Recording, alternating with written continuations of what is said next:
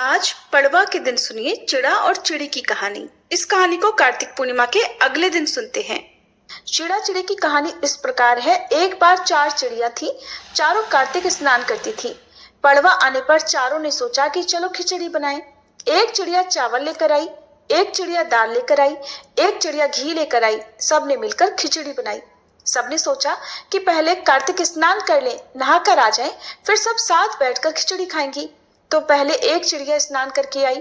उसे जोर की भूख लग रही थी, लेकिन बाकी चिड़िया अभी तक स्नान करके वापस नहीं लौटी थी। तो उसने खिचड़ी की भाप खा ली, यानी भाप सूंघ कर अपना पेट भर लिया।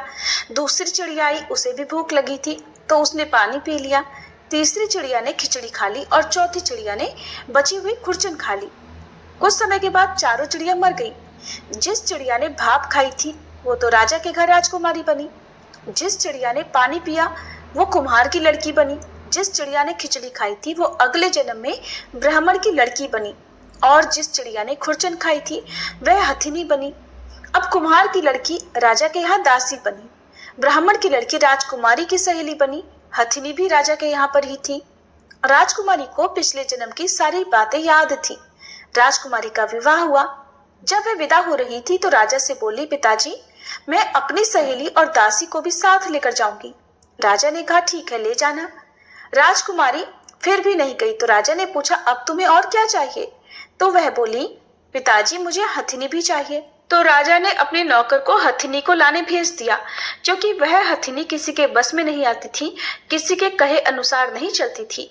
जब वह हथिनी नहीं उठी तो राजकुमारी खुद चलकर उसके पास गई और उसके कान में पिछले जन्म की बात कही, जिसे सुनते ही वह हथिनी उठकर खड़ी होकर चल पड़ी। ये देखकर राजा बड़ा हैरान हुआ। सोचने लगा कि ये तो मेरी बेटी नहीं है, क्योंकि ये तो जानवरों से बात करती है। राजा ने सोचा कि शायद मेरी बेटी के रूप में ये कोई और बहुरूपिया है। तब राजा ने क्रोध के मारे तलवार निकाल ली और कहा कि सच सच बता तू कौन है, नहीं तो मैं तेरी गर्दन काट दूंगा। तब राजकुमारी ने अपने पिताजी से अपने पिछले जन्म की सारी बात कही। ये सुनकर सभी को बहुत हैरानी हुई। तब वह राजकुमार जिससे राजकुमारी का विवाह हुआ था ये सब देख रहा था। तब वह राजकुमारी से कहने लगा कि अगर कार्तिक स्नान की इतनी महिमा है तब तो हम दोनों भी मिलकर जोड़े से कार्तिक स्नान करेंगे और खूब दान पुण्य करेंगे। चिड़ा चिड़ी की इस कहानी को सुनने के बाद गणेश भगवान की कहानी सुनने से ही कहानी का पूरा पुण्य मिलता है। गणेश भगवान की कथा के अनुसार एक बार एक बूढ़ी माई थी। मिट्टी के गणेश जी बनाकर रोज उनकी पूजा करती थी। रोज बनाती, लेकिन रोज गणेश भगवान की मूर्ति गल जाया करती। एक बार एक सेठ का मकान बन रहा था। वह वहां पहुंची और बोली, पत्थर का गणेश बना दो। मिस्त्री बोले, जितनी देर में हम तेरा पत्थर का गणेश बनाएंगे उतनी देर में अपनी दीवार न चिन लेंगे। बुढ़िया बोली, राम करे तुम्हारी दीवार टेढ़ी हो जाए। अब की उनकी दीवार टेढ़ी हो गई। वो चिने और ढा देवे, चीने और ढा देवे। इस तरह करते करते शाम हो गई, लेकिन दीवार नहीं बन पाई। शाम को सेठ आया।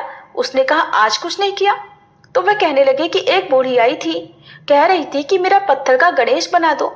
हमने नहीं बनाया तो उसने कहा तुम्हारी दीवार टेढ़ी हो जाए। तब से दीवार सीधी नहीं बन रही है। हम बनाते हैं और ढा देते हैं।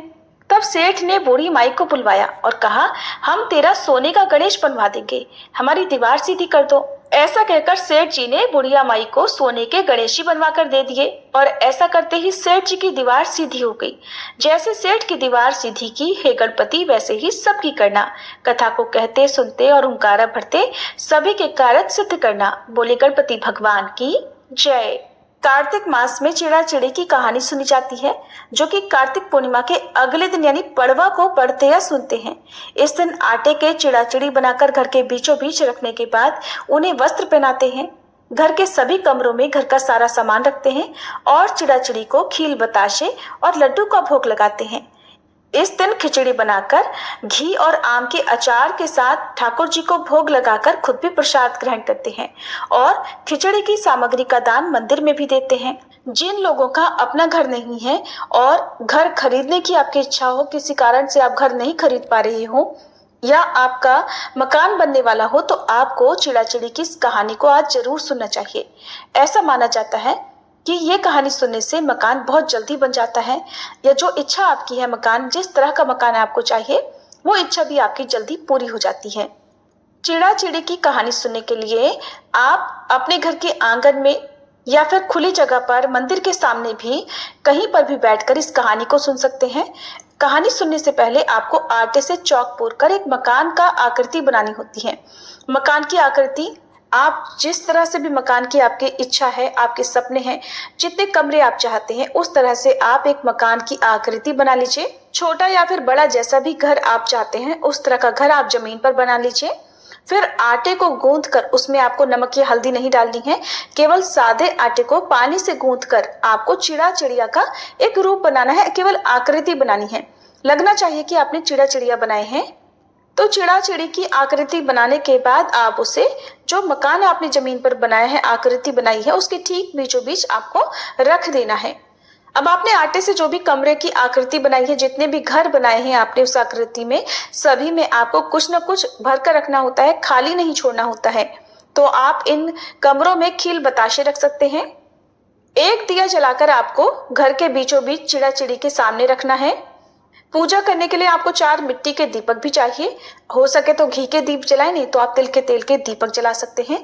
5 दीपक में से एक दीपक तो आपने चिड़ा चिड़ी के सामने रखा, यानी घर के बीचों बीच रखा है। बाकी आप चारों कोनों में, चारों दिशाओं में एक एक दीपक जलाकर रखें।